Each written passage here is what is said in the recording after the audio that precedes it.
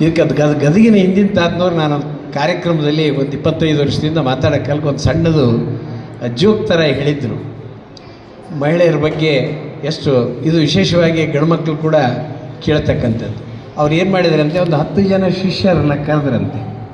ಕರೆದು ತಮ್ಮ ಕೈಯಾಗಿರೋ ಕೋಲಿನಿಂದ ಒಂದು ಗೆರೆ ಎಳೆದ್ರಂತೆ. ಯಾರು ಹೆಂಡತಿ ಮಾತು ಕೇಳೋಂಗಿಲ್ಲ ಅಲ್ಲಿ ನಿಂತ್ಕೊಳ್ರಿ, ಕೇಳೋರು ಮುಂದೆ ಬಂದುಬಿಡ್ರಿ, ಇವತ್ತು ಸನ್ಮಾನ ಮಾಡ್ಬೇಕು ನಾನು ಅಂತ ಗಂಡಸರಿಗೆ ಅಂತ. ಅವಾಗ 10 ಜನ ಶಿಷ್ಯಂದ್ರಾಗ 9 ಜನ ಮುಂದೆ ಬಂದಾರಂತೆ. ನಾವು ಮಾತು ಕೇಳಬೇಕು ಸರ್, ಸಂಸಾರ ನಡೆಯಲ್ಲ, ಮಾತು ಕೇಳದೆ ಹೇಗೆ ನಡೆಯುತ್ತೆ ಅಂತ ಸೋಮಶೇಖರ್ ಸರ್ ಹೇಳಿದ್ರಾಗಲೇ, ನನ್ನ ಧರ್ಮಪತ್ನಿ ಕೂಡ ನನಗೆ ಸಲಹೆ ಅಂತ, ಕೇಳ್ಬೇಕು ಸರ್ ಅದು. ಅವಾಗ ಒಬ್ಬವನು ನಿಂತ್ಕೊಂಡ್ಬಿಟ್ಟ ಆ ಗೆರೆ ಹಿಂದೆ. ನಿಂತ್ಕೊಂಡೊಳಗೆ ಗುರುಗಳು ತಗೊಂಡು ಬರ್ರಿ ಶಾಲಾ ಆಹಾರ ಸನ್ಮಾನ ಮಾಡಿಬಿಡ್ರಿ ಇವತ್ತು ತೆಗೆದ್ರೆ. ಸನ್ಮಾನ ಮಾಡ್ಬೇಕೇನಾದ್ರೆ ಅತ್ತ ಹೇಳಿದ್ನಂತೆ, ಸನ್ಮಾನ ಮಾಡ್ಬೇಡ ತಡೀರಿ ಸರ್. ಯಾಕೆ ಅಂದರೆ ಈ ಗೆರೆ ದಾಟ್ಬೇಕ ಬೇಡ, ಇನ್ನೂ ನಾನು ಹೇಳ್ತೀನಿ, ನಾನು ಕೇಳಿಲ್ಲ, ಅದಕ್ಕೆ ನಾನು ದಾಟಕ್ಕಾಗಲ್ಲ ಅಂತ ಹೇಳಿದಂತೆ. ಅದಕ್ಕೆ ಮಹಿಳೆಯರಿಲ್ಲದೆ ಸಮಾಜ ಇಲ್ಲ, ಮಹಿಳೆಯರ ಮಾತು ಕೇಳಾರದ ಸಂಸಾರ ಇಲ್ಲ. ಮಹಿಳೆಯರೇ ಈ ಜಗತ್ತಿನ ಸರ್ವಸ್ವ, ಅವ್ರಿಗೆ ಗೌರವ ಕೊಟ್ಟರೆ ಸಮಾಜ ಚೆನ್ನಾಗಿರ್ತದೆ ಅಂತೇಳಿ ನಾನು ಮಾತು ಮುಗಿಸ್ತೇನೆ.